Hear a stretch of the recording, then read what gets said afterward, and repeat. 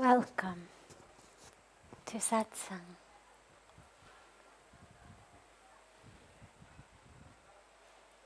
So beautiful to be together.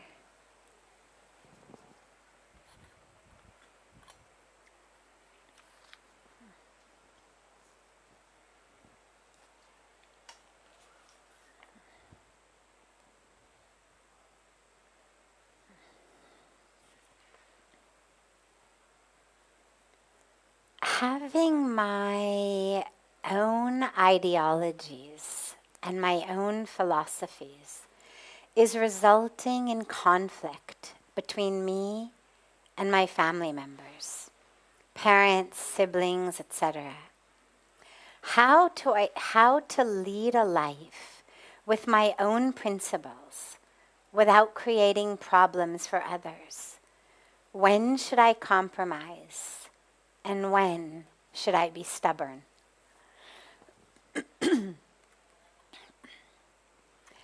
So it's a great question because it's something that really anyone living in a family has ever had to face. Certainly anyone living in a traditional Indian family where even after growing up, they stay in a multi-generational household. Because it's one thing to have a household that's just parents and children who then grow up and leave the house when they go off to university. But it's a completely other thing to have a household in which you've got adult children who are not children anymore, but they're the children of the older generation. Their marriage, their relationship, maybe then even their children.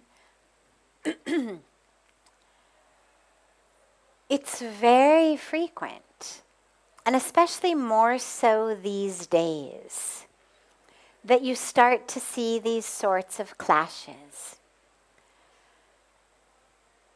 In the past, I think the majority of people just really followed in their parents' footsteps. There was an element of the culture that was just, you do what you're told to do. This is our culture, this is how we do things. Yahi theek hai, woh theek nahi hai. This is right, that's not right. Why? Because I said so.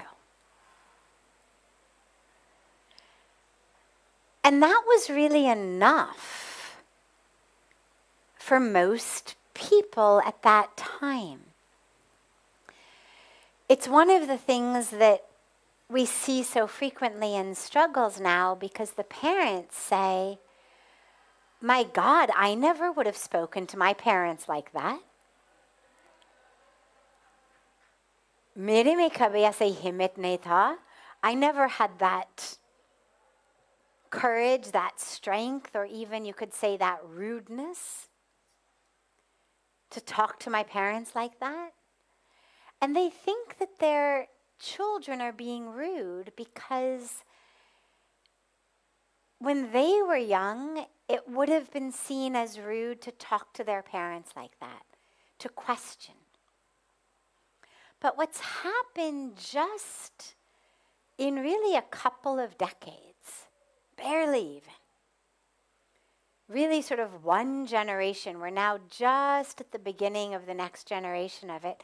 Really in one generation, what we've seen in India is a shift where the younger generation, due to a lot of reasons, I won't go into all of the sociology of it, but whether it's the type of education they're getting, whether it's the impact of the internet, social media, TV, movies, there's now so many more options and possibilities of how to live and also how to think.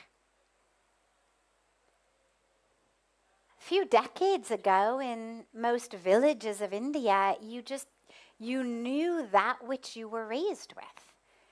The idea of having a different worldview was never something that ever would have occurred to anyone. But now, with so much information and exposure and other ideas and other opinions coming in, and in educational styles where children are now being encouraged to be creative thinkers, well, suddenly we have now a generation of youngsters who have different ideas. And I actually think it's great. I fully support it. I think what every generation needs is young people who are dedicating themselves to thinking about what their priorities are, what their ethics are, what their life path may be. I don't think that robots are going to benefit our society in any way other than the way that we're already using artificial intelligence. I mean, it's great to have, autopilot on a plane if, God forbid, something happened to the pilot. But as far as living, breathing people, we want people to be thinkers, not just robots. And we want people to have the courage to say, God, I know you think like this, and I really respect that, and I love you, and I respect you, but it's not how I think. I know for me, when I first came to India, and I had this incredibly powerful experience of transformation and awakening, and I decided that I was meant to be here. I wanted to live here. And I remember talking to my parents. And I remember saying to them, I actually put it in a letter first, because I knew it was going to go over a lot better if they had time to digest it and have their reaction before I was standing in front of them. But I said, I love you, and I respect you. And I know that your lives really work for you. And that's great. That makes me so happy. But I don't actually want to be you. I remember my mom was 52 at that time. And I remember saying in the letter, if you told me today, I was 25, if you told me today that at 52, I was going to be where you are, that would make me miserable. It doesn't mean I don't respect you. It doesn't mean I don't love you. It doesn't mean I don't think that it's great for you. But I would rather end my life now. That's not where I want to go.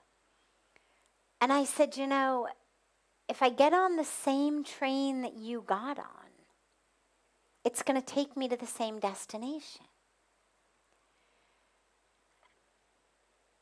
And the only person I've ever encountered in the life that I had lived who is in a place where I would like to be is Pujya Swamiji. And I know, of course, it's very, very, very unlikely I'm going to get there in this lifetime, but at least I can look at him and say, that's where I want to go. Meaning that's the train I have to get on. And that, it didn't go over very well. It was good that I had put it in a letter first to give them a few days to have the very natural reaction. But I think this is something that on a lot of levels, a lot of people are realizing, which is, I love my family members, but I don't actually want to live the way they're living. what they've dedicated their lives to, the choices they've made. I respect it, I honor it, but they're not the choices I want to make. They're not my priorities. And therefore I need to make different choices. And we're seeing this, clashing of the tectonic plates of societies. And when it happens with the plates of the earth, we get earthquakes. But sometimes you get the Himalayas. Right? Sometimes when two plates rub against each other and hit in a certain way, we get a devastating earthquake. But sometimes you get a mountain range. And I'm all in favor of people having the courage to really live their path. And we have to realize that we also live in relationship. Parents, spouses, friends, office places. And what that means is that we have to be really clear in our own mind of which things are simply preferences or which things are simply an opinion versus which things are really core to who we are. Because you don't necessarily have to fight for your opinion all the time. Sometimes it's actually really beautiful to just let things go. Right? Whether it's what type of restaurant we're going to eat at, whether it's what movie we're going to see. Sometimes in relationship, it's just easier to not always have to put your foot down. It certainly makes the relationships flow a lot more smoothly. And so it's important to figure out which are the things that really matter to me, that are core to who I am, my being, my principles, my ethics, my values, my dharma. And which is it that I just, I prefer Thai to Chinese. But is it really worth fighting over? Like, all right, how frequently do we go out? Once every couple weeks, can I eat Chinese and be happy? Sure. Can eat Thai on my own or with friends. Like, who cares? Just go for Chinese with the family. Smile, be fine about it. It's worth it.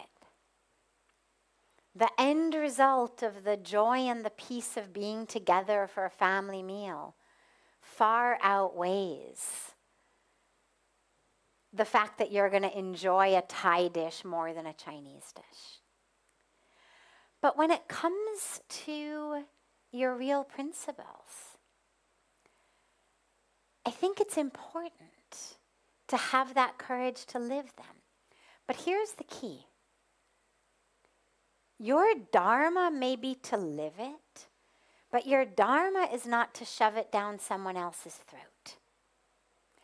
And what happens with a lot of us is, if my principles are different, my way of seeing things are different, not only do I look and find the courage to live that, but I also seem to decide that that gives me the right,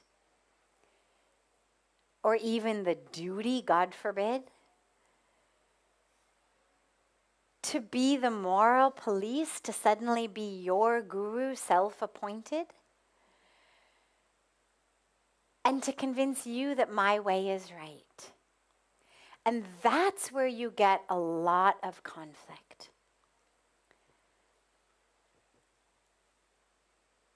So live your principles.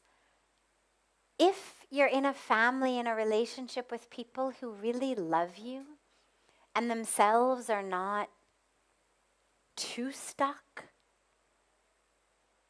too much living in ignorance, too attached to their egos. I mean, if there's just even a a flicker of spirituality in them, they're going to be able to hear you, assuming that you present it humbly.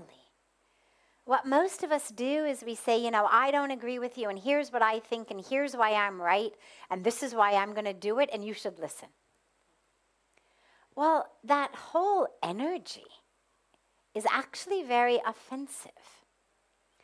And when you come at someone offensively, naturally they become defensive. It's just the energetic flow. And so you almost never get the results that you want.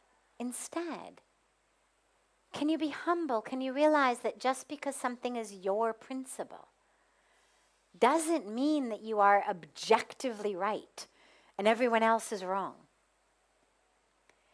So can you sit down the people you're having this conflict with, humbly, lovingly, and explain to them why this is important to you, why you want to live like that, without trying to convince them that you're somehow better? And I think what you'll find is, in most cases, it'll go over. It may not be easy,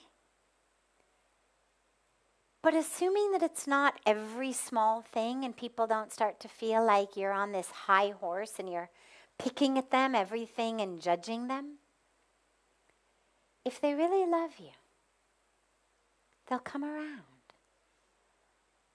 I remember when I decided to become a vegetarian. I was 15 in a family of non-vegetarians. And I came home and announced to my parents that I was a vegetarian. And my mom handled it brilliantly, actually, really brilliantly. She said, okay. She said, until and unless some doctor tells me that you are malnourished, you can eat whatever you want. Until and unless some doctor says that you are malnourished. If you are going to take charge, you have to take charge and make sure that you stay healthy. And she said, don't expect me to be your advocate.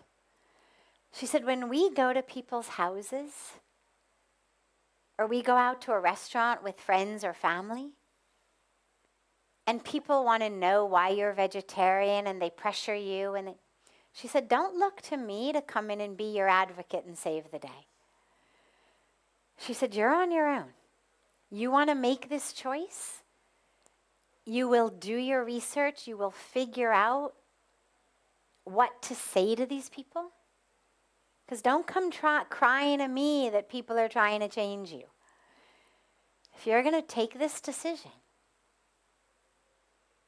take it strongly and stand up for yourself. And it was a fantastic lesson because I had become a visceral vegetarian. I didn't know why I was a vegetarian, except that suddenly meat no longer was food. Suddenly I looked at it on a plate, and it was no more food to me than the plate was food, or that the table was food. But when she sent me to do the research, then I learned all of the amazing reasons why we should be vegetarian. So present it lovingly, humbly, and then stand your ground. Ultimately, your dharma is to find your path, not to be a robot, not to walk in somebody else's pre-made footsteps, not to just toe the status quo, but to use your mind, your heart, your intuition, your guidance to chart your own path. And when people love you, they will support you in that.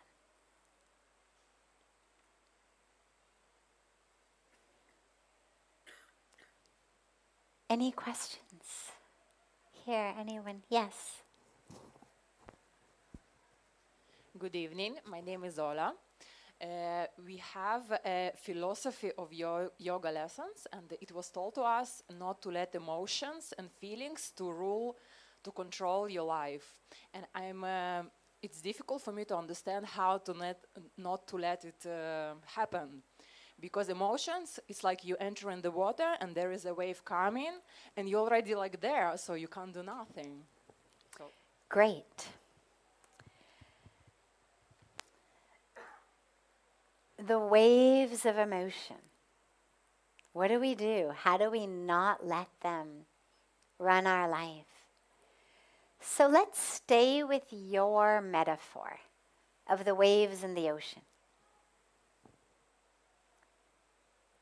Imagine this. You walk into the water. You're in the water. And suddenly this huge wave comes. What do you do? What do you do in the ocean when a big wave comes? Well, you can't get out of the way. I mean, you can try, but every moment I've ever spent in the ocean, you never are able to successfully outrun a wave. By the time it's upon you, if you're actually in the water, I mean, if you're on the shore or you're only up to this much, then yes.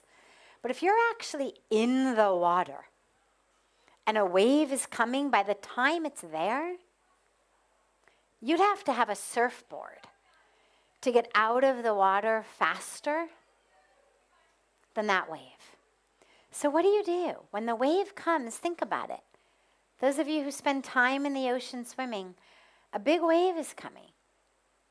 You can't run away. You can't avoid it. What do? You go under the wave, right? We dive down. The wave comes, we dive down. The beginning swimmers always try to get out of the way. And of course, what every one of them finds is themselves face down in the sand, under the water with the wave on top of them, and they've got a mouthful of sand because it doesn't work. So what you do is you dive under the water. You go one way, the wave comes the other way, and then you come back up, right? Now, imagine that wave were anger instead of a wave in the ocean. Well, it's the same thing. We dive down, meaning we dive deeply into ourselves when the waves of emotion come. Don't try to outrun them.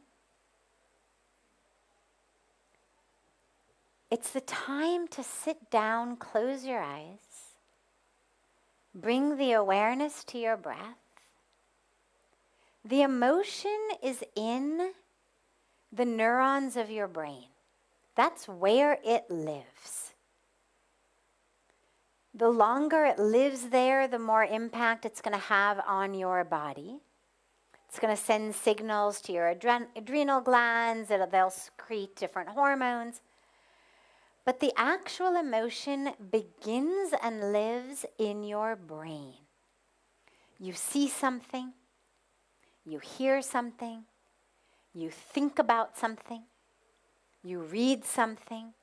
There has been a stimulus that has entered your brain that has made you angry. At that exact moment, you dive deep. And you just sit down. Don't try to analyze it. Don't try to push it away. Don't try to say, don't be angry, don't be angry. Because all that does is fill your mind with angry, angry, angry, angry, angry. Just simply drop deeply into the breath, into your mantra. And what you'll find is, like the wave in the ocean, it peaks, it comes, it peaks, you feel that energy, and then it crashes and it dissipates. It only lasts if you hook yourself into it. If you start telling yourself stories about it. We rehearse that anger, then it lasts. But if you actually just sit and allow it to rise and then fall while you're anchored in your breath, it'll just do what a wave in the ocean does. It comes and it crashes and then it goes. And that's the best way. The other way that we sometimes deal with waves, assuming that you're deep out into the ocean and you're not right where the waves are crashing, is you can also just kind of ride it up and down, right? You just allow the wave to sort of pick you up and then it drops you down. And that's another technique with waves of emotions as well. And that's a practice of just awareness and mindfulness. So suddenly that wave is coming. And instead of the choice to dive deeply, you may decide sometimes just to greet it with awareness. Okay, here we are. Here we are. Blood is boiling. Look at that. Heart rate is racing. Look at that. Look at the flood of all these thoughts coming into my mind. Look at how my vision is narrowing. And we just kind of ride it as a witness. The same way that you ride a gentle wave when you're kind of far out in the ocean. They just come and they go. You just notice that, anger. All right. Wasn't expecting to see you today. There you are. I don't have a lot of time, but let's just bring some awareness to you for a while. Yeah, I notice you're here. All right. But again, you don't hook yourself into it. There's no stories. There's no drama. There's no action coming out of it. It's not a matter of planning my revenge. What keeps you stuck in the emotions is the games of the mind. I'm hurt. I'm jealous. I'm angry. The mind just feeds on that and it starts telling us story after story, making it worse. So the main thing to do is just make sure that your mind is not telling stories. Whether it's in the awareness of your breath, with the mantra, or just the mindfulness of noticing the wave of the emotion. Either way. But you're not telling stories. And then lastly, in terms of not letting it dictate your life or your behavior. Well, this is that beautiful teaching that Pujya Swamiji speaks about a lot in terms of grabbing the space between a thought and an action. So I have a thought of anger, and maybe the thought even says, I'll show him. Who the hell does he think he is? I'll teach him a lesson. Well, that's just a thought. It hasn't actually yet ruined my life. It only ruins my life when that thought actually becomes an action. When I actually start plotting and planning the lesson I'm going to teach him. And so one of the great benefits of yoga is it enables us to slow down enough in our mind through a practice of meditation, through a practice of pranayama, through a practice of asana. It enables us to slow down enough in the mind that we're able to notice that thought and say, wow, look at that. And that's when we take a nice walk in nature, or we listen to some beautiful music. We call up a good friend for a cup of tea. We go to a yoga class. We watch something inspiring on YouTube. We do whatever it is that brings us back to ourself. Because that plotting, planning, I'm about to ruin your life mental state isn't really you. And so you do whatever you need to do to bring you back to you before you engage in an action. And that takes practice, because most of us, it's like there is no space there. But there is, we just don't notice it or grab it. So slowly, slowly, slowly you develop that ability to grab the space.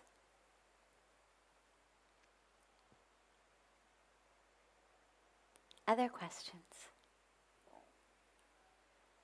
Yes.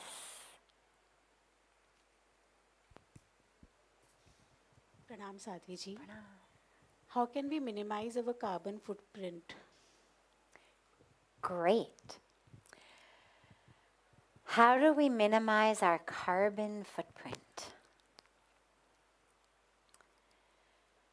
Whether we're thinking about a cosmic, karmic footprint or a carbon footprint, either way, the core answer is actually the same. Conscious living.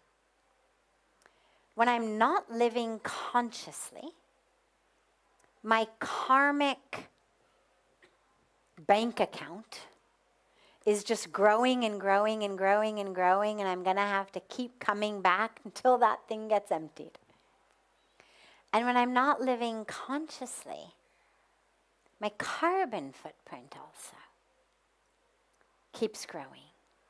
Because then I become a slave to the way that our misguided economy runs. We forget that the first part of economy is eco. And that actually our economies should be being run in a way that's in alignment with ecology and in alignment with the earth. But sadly, they're not. The way that capitalism and laws of, supply and demand and free market have created a societal system in which my personal goals are exactly contrary to what's good for the earth.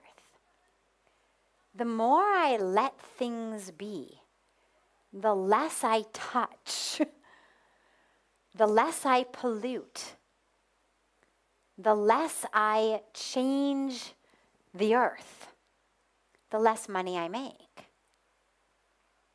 In order to make money, I've got to produce things. Well, the things I produce take resources. Whether it's a matter of the cows who are dying to give us leather, whether it's a matter of the rainforests that are being cut down to graze the cattle who give us hamburgers, whether it's a matter of the forests all over that are cut down to put in factories to give us everything we buy. And those factories then that spew their waste into the air, into the soil, into the water. But it's all us being pawns in the hands of this economy in which we are being goaded, tricked in many ways. Our mental faculties are actually being, hijacked. in order to convince us to buy what somebody's selling. The way to shift that karmic and carbon footprint is through consciousness. Now, there's two aspects of consciousness here. Consciousness number one, of actually, what do I need? And what am I shopping for? So am I actually going out for a new pair of shoes because I really need a new pair of shoes? Or am I feeling really kind of ugly these days and not so happy with myself, and maybe I put on a few unwanted pounds, or I lost a few pounds I didn't want to lose, and I'm feeling not so attractive in my body. And so I've decided that a new pair of shoes is going to make me feel much more attractive. So I'm shopping not for shoes. I'm shopping for self-worth. I'm shopping for self-love. I'm shopping for self-acceptance. If you look at the overwhelming majority of items that fill our closets, they're there not because it's winter, we were cold, so we needed a sweater. But they're there because I was bored, I was frustrated, I was depressed, and so I had some shopping therapy. Or they are there because I was so unconscious that as I was scrolling online, I had tuned out so completely and had become literally just a catatonic scroller that when I saw the button that said buy now, I pushed it in that state of catatonia without even knowing really what I was doing. I mean, and of course we all laugh because we've all done that at some point. And you realize afterwards, like, what was that about? How in the world, like, why in the world, what was I thinking? And you realize, well, I wasn't thinking. I wasn't thinking at all.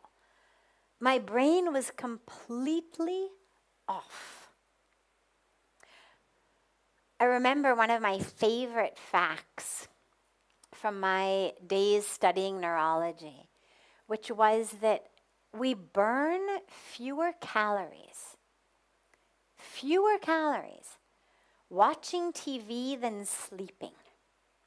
Now, the reason that that's such a great fact is in both cases, the body is still, you're not moving. Now, in sleeping, you're lying down. You don't even have to use any muscles. You would think that holding yourself up in some way to watch TV would cause you to burn at least infinitesimally more calories. But the truth is, it all has to do with activity in the brain. The brain is the greatest use of our calories, not the body. Your brain is more active in sleep than when you watch TV. So even though the body is using a few extra muscles to actually keep you sitting up and occasionally reaching for a sip of your Coke or a handful of potato chips, the brain is using so much less energy that the sum total of the calories you burn watching TV is less than sleeping. Now, my instinct is, I haven't seen recent statistics, but my instinct is that scrolling social media is certainly just as bad, if not actually worse, than watching TV. Because when you're watching TV, at least on some level, you have to pay attention. There's a storyline. People are saying things. It's a drama, it's a sitcom, it's whatever you're watching. You have to pay some kind of attention to what this one's saying and that one's saying.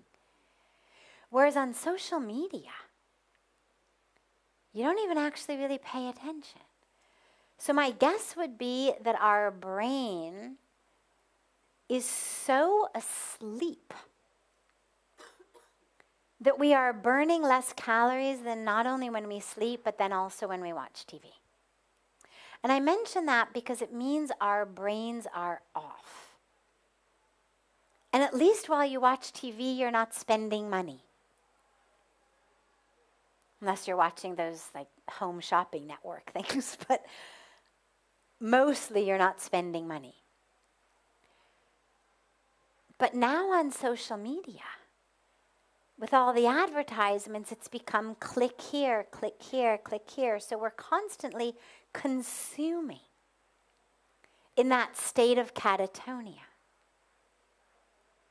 And so when I say be conscious, it means A, conscious of what am I buying, like what do I need?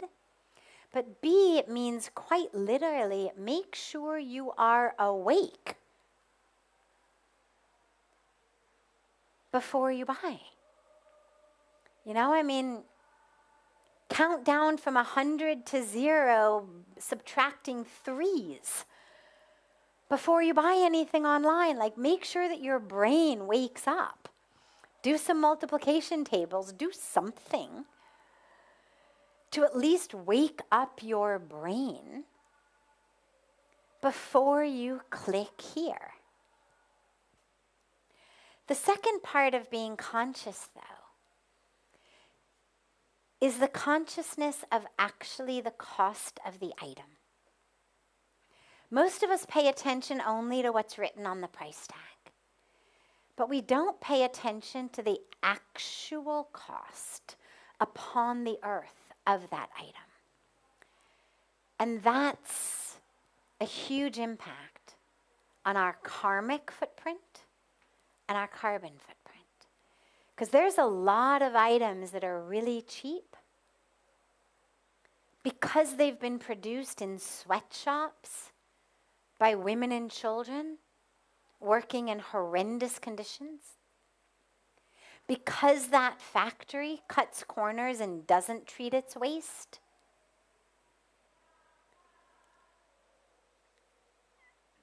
There's a huge ripple impact.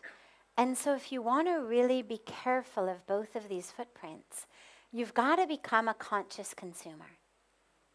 The first and easiest and non-negotiable step, really, is buy organic, buy fair trade. Whether it's food, whether it's clothing, buy recycled. Okay, not recycled food, but there's a lot else. Clothing, everything we buy can be bought. I mean, these days, the fashion industry is phenomenal.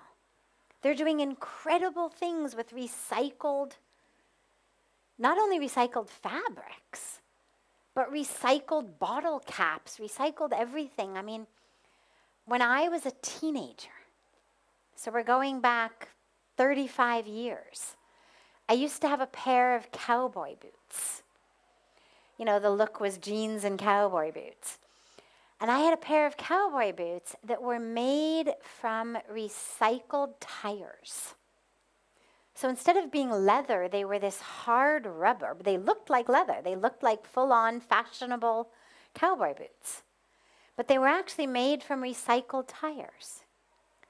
Now, in 35 years, the fashion industry has come in incredible leaps and bounds. It's in the last 25 years, I haven't, bought any fashion, so I couldn't give you the details of all of what they're able to do. But I know enough people in the fashion industry who are doing amazing work. I've been at enough events around sustainable development where there are speakers from the world of fashion. So whatever you buy, organic, fair trade, recycled wherever possible,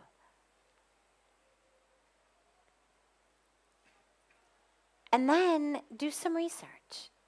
Again, when I was growing up, so we're going back 35, even 40 years, when I was young, really young, I remember that PETA, People for the Ethical Treatment of Animals, used to put out a catalog. And in those days, you had to actually send them a postcard, and they would send you a catalog. And I remember sending away for my first catalog. Maybe I was 11 or 12. Because I had heard somewhere that the shampoo and conditioner and soap on my face that I used, that they were tested on bunny rabbits, and that they were rubbed into bunny rabbits' eyes and tested on animals, tested on their skin to burn their skin.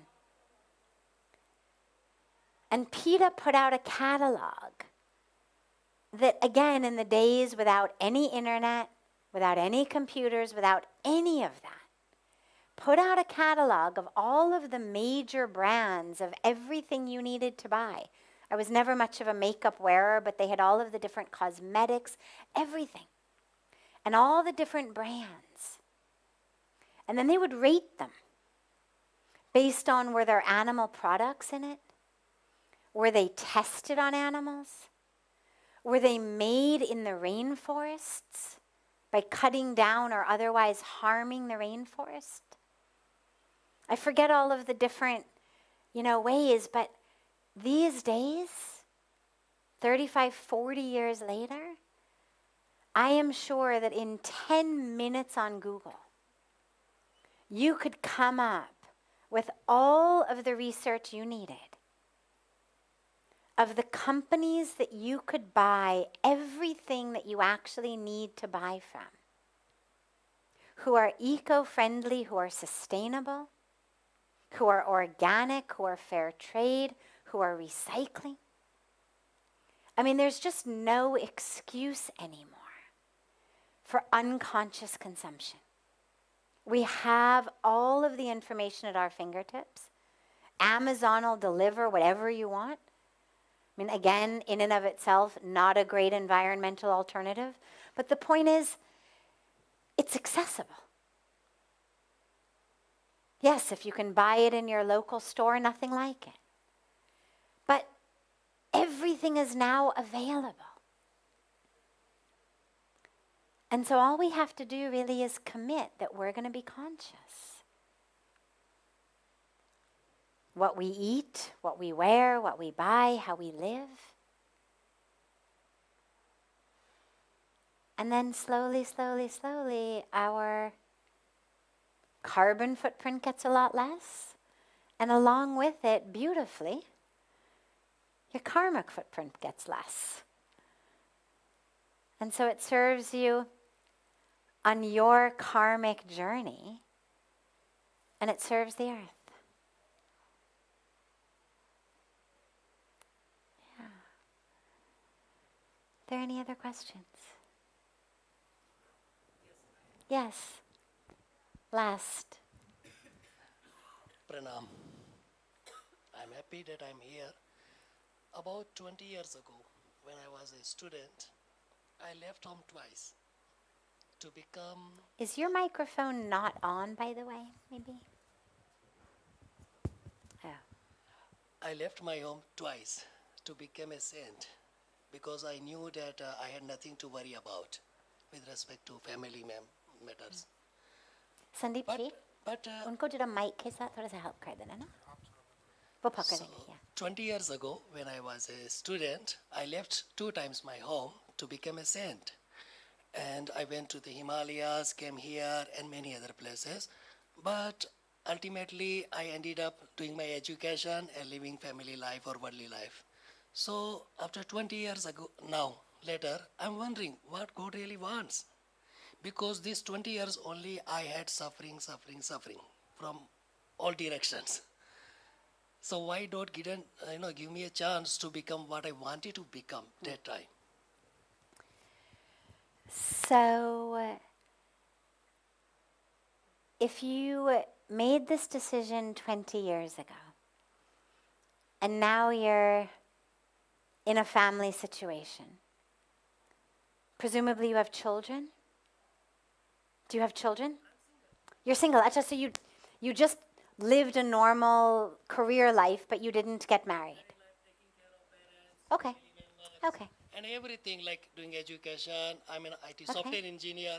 But after 20 years, I realized that this is not the life I wanted to have. Okay. So what's stopping you from coming back and living a spiritual life? Only one thing. 20 years ago, I had nothing to lose. Now, after 20 years later, I have to take care of family members. I have to, if you are making progress, you cannot afford to go downwards. Okay. So, first of all, your responsibility to family may not have been there in that way 20 years ago because they didn't need so much 20 years ago. But do not think that if you had left them 20 years ago, that you wouldn't be responsible to them today. That responsibility is there. So don't think that you would be freed of that responsibility just because you had left. If they needed you now, you would still be responsible to them now. If what you're finding is there's nothing but suffering, then the question that I would ask you is, you don't have anything to lose now. At that time, 20 years ago, maybe what you had to lose was the idea that you could become something. I mean, there was at least some level of you that thought, Chalo, I'll get a good education, I'll have a good job, I'll be successful. Now you don't even have that to lose because now you've seen it all. Now you've seen it, you've done it, you've achieved, you've succeeded, you've earned. So now I would say you've got less to lose on a personal level. And if what you're finding is there's nothing but suffering in that life, then what you need to do is figure out a way to be responsible to your dharma, to your family, while simultaneously being responsible to your dharma to yourself, which is to walk the spiritual path. Responsibility to parents, unless they are bedridden, in the very end stages of life when they can't do anything for themselves, until and unless they reach that point, being responsible to them does not mean being there at their beck and call every minute of every day, doing exactly what they want all the time. That's not the dharma of responsibility to parents. The dharma is when they need you to take care of them, you will. Like they took care of you when you needed that, when you couldn't take care of yourself. You needed to be fed, you needed to be changed, you needed to be cared for. They did that. And when they need that, the dharma is you do that. Unless you've got siblings who are doing it. But it's the responsibility of the children to look after our parents in that way. But that doesn't mean that in all of the years prior to that you simply do everything they say, what they want, because they've convinced you somehow that that's your responsibility. Parents always have agendas. They always have ideas of how we're going to live our lives. I mean, parents are human. They're beautiful humans, and they're each in their own way. Yeah, they're fallible, they make mistakes, but they're all doing the very best that they can with whatever the toolbox that they have is. But they're human. And so when their children, are born, they've got this whole concept of what it's going to be like, what we're going to be like, how they're going to groom us, what we're going to become, what we're going to do, how we're going to fulfill all of those dreams that they couldn't fulfill for themselves. It is not worth repeating, not any of your responsibility to fulfill the emotional agenda that your parents created in their own well-intentioned, love-filled, but nonetheless wrapped in illusion, wrapped in confusion, wrapped in ego agenda of what your life was going to be like. That's not why we take birth. The purpose of human life is not thou shalt fulfill thy parents' agenda.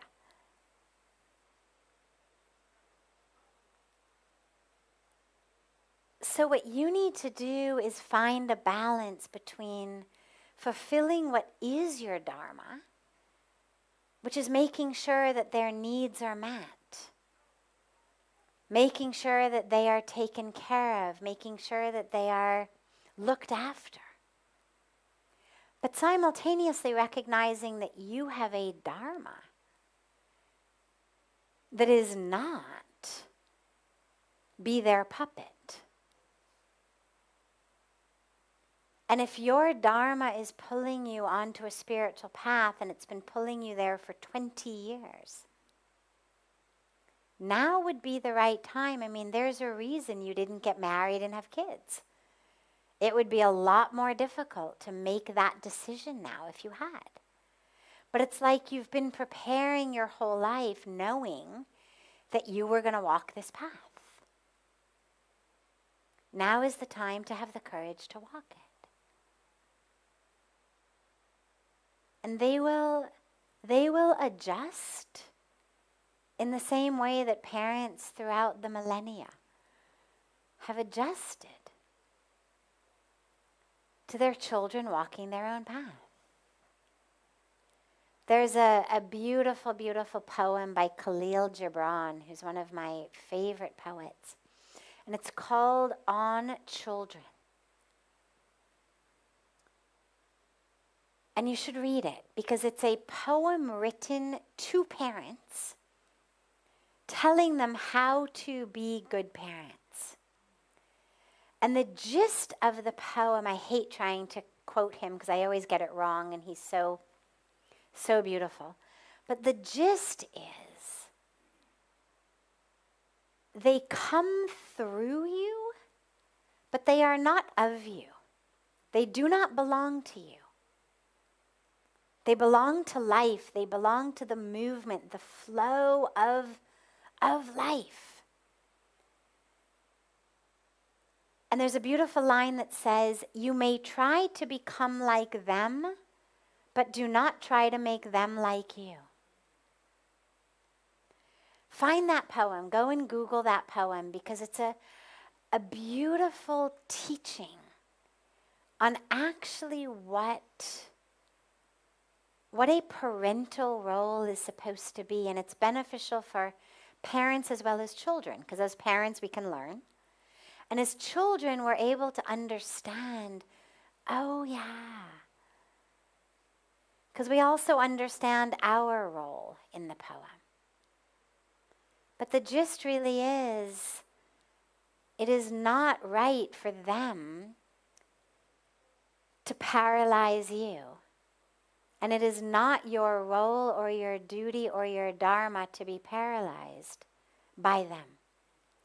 And so if they're not going to be prepared to break this dysfunctional situation, well, then you have to be prepared to do it. Not in a way that hurts them, obviously, and as much love and respect as you can. They've given you everything. But that doesn't mean they're your jailers. You have a responsibility to your own dharma as well. I have seen your videos, you take care of your mother, and I love them. And my mother is also here, eating in the restaurant there. Yeah. And 20 years ago, I came here only, even without knowing there could be some place like this. I met a Baba here. He said to me, by my nickname, Gopal, it's not your time.